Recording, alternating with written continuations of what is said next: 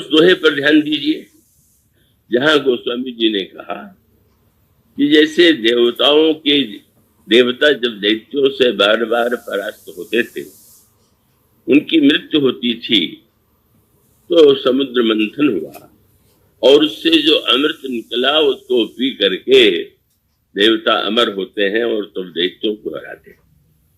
आंतरिक जीवन में प्रत्येक साधु के जीवन में वही समस्या है, और वह साधु के जीवन की समस्या ये है, साधक के जीवन की समस्या ये है कि कोई बुरा विचार आता है तो बड़ी जल्दी पूरा हो जाता है, और कोई अच्छा विचार आवे तो बहुधा पूरा नहीं होता है।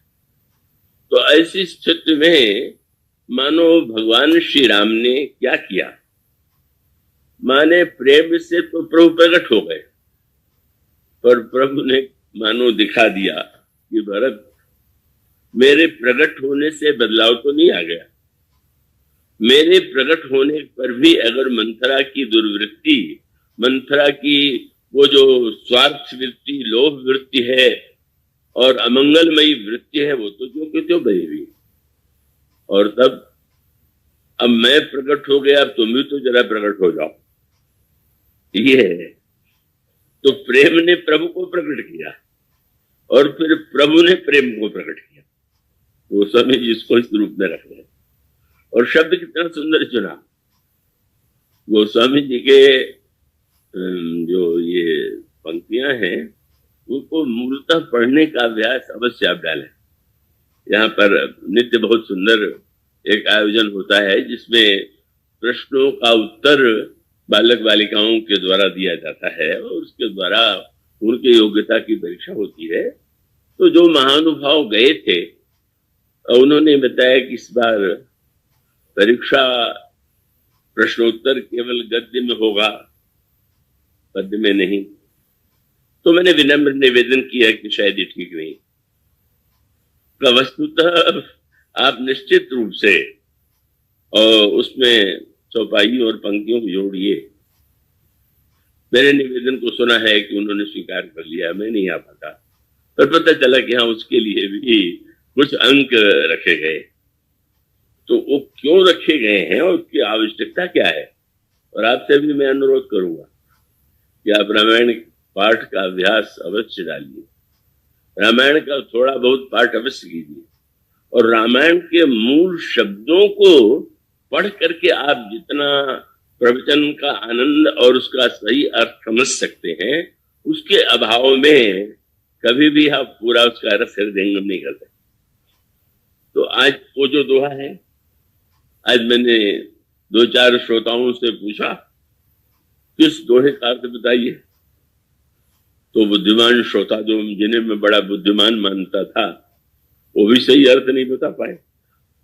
तो मुझे लगा कि आवश्यक है कि लोग रामायण को मूल रूप से पढ़ें और उसके अर्थ को भी उन शब्दों के परिप्रेक्ष्य में समझने की चेष्टा करें। तो गोस्वामी जी जो दोहा लिखते हैं वो क्या है, गोस्वामी जी ने ये वाक्य लिखा कि प्रेम अमीय मंदर विरह भरत पयोधि गंभीर मथ प्रगट्यो सुर साधु हित कृपा सिंधु रघुवीर। मैंने पूछा इन बुद्धिमानों से कि मथ प्रगट्यो सुर साधु हित का अर्थ क्या हुआ, तो उनका इसका अर्थ है कि देवता और साधुओं के हित के लिए। तो मैं समझ गया कि जब बुद्धिमान लोगों को यह अर्थ प्रतीत हो रहा है तो बेचारा और लोग, अन्य लोग तो भ्रमित हो जाएंगे। इसमें एक रूपक है, माने समुद्र के मंथन में एक लक्ष्य है, उस लक्ष्य के लिए मंदराचल पर्वत को मथानी बनाया गया और उसका मंथन देवता और दैत्यों ने मिल करके किया, और उस मंथन का उद्देश्य देवताओं को अमृत पिलाना है। अब गोस्वामी जी इसको, उस रूपक को पूरा घटा रहे हैं। क्या, तो यहाँ जो जीवन में परम कल्याण के लिए लक्ष्य है वो प्रेम, वही अमृत।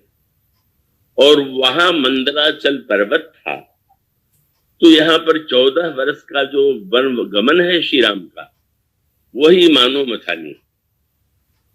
और मथ वहां पर सुरहित था। बोले यहाँ साधु ही सुर है, साधु सुर नहीं। मैंने उनसे पूछा क्या देवताओं को भी प्रेम की आवश्यकता थी क्या, कि जिसको आपने जोड़ लिया कि देवता और साधुओं के हित के लिए भगवान ने प्रेम का अमृत प्रकट किया। रूपक में मानो उधर सुर है, बोले मर्त्य प्रगटे सुर साधु। जो सुर कौन है, बोले साधु जो है वही इसके लक्ष्य है। सुर साधु दोनों मिला के मत कीजिए अर्थ, मानो सुर ही जो साधु ही है इसके सुर है। और उससे भी बड़ी बहुत बात कही गई।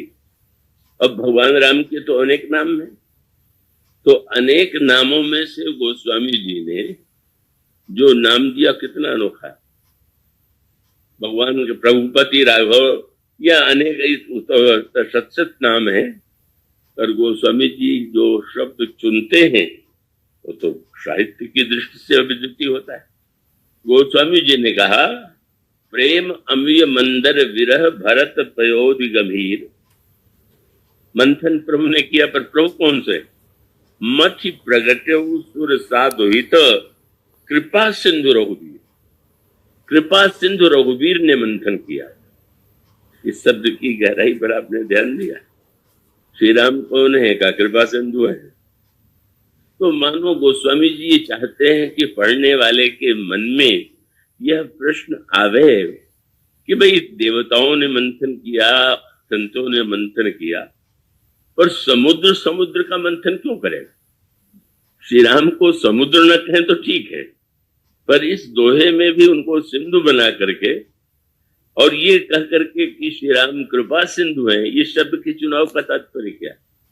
मानो संकेत है कि भगवान तो कृपा सिंधु थे, पर उनको प्रेम सिंधु से उधार लेना पड़ा कि जब तक तुम संसार को प्रेम का दान नहीं दोगे तब तक मेरी कृपा सक्रिय कुछ नहीं हो पाती। माने समुद्र ने समुद्र को मथा। इसके पीछे कितनी काव्य की दर्शन की भावना है कि इस समुद्र को लगा होगा कि कुछ कमी है, उस कमी के लिए उन्होंने कृपा सिंधु ने उस समुद्र का, जिसको श्री भरत समुद्र कहते हैं, उसका मंथन किया। तो वस्तुतः कमी क्या है वो स्पष्ट है।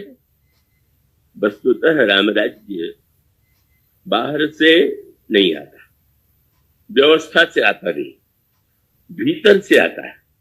और जो परिवर्तन होता है वो भीतर से होता है, बाहर से नहीं। बाहर का परिवर्तन जहां अनगिनत व्यक्ति हों, अनगिनत समस्याएं हों, वो सबका समाधान केवल व्यवस्था के द्वारा तो अत्यधिक कठिन। अच्छी से अच्छी व्यवस्था की जानी चाहिए तो ठीक है। मानो परिवर्तन सही अर्थों में कब होगा? जब व्यक्ति के हृदय में प्रेम का संचार हो, प्रेम का उदय हो। और इसीलिए आप ये देखेंगे कि भगवान श्री राम के सिंहासन पर बैठने से पहले 14 वर्ष तक श्री भरत ने राज्य चलाया। बहुत सुंदर संकेत। तो चलाया, वो सिंहासन पर बैठ के नहीं चलाया। और राम राज्य के पहले एक ऐसा राज्य चाहिए जिसमें राजा न हो, और राजा यदि है तो भगवान की पादुका का सिंहासन पर उसकी स्थापना हो, और वो एक ऐसा राजा विहीन राज्य जिसका राजा तो वस्तुतः ईश्वर है और राज्य चलाने वाला मात्र सेवक है।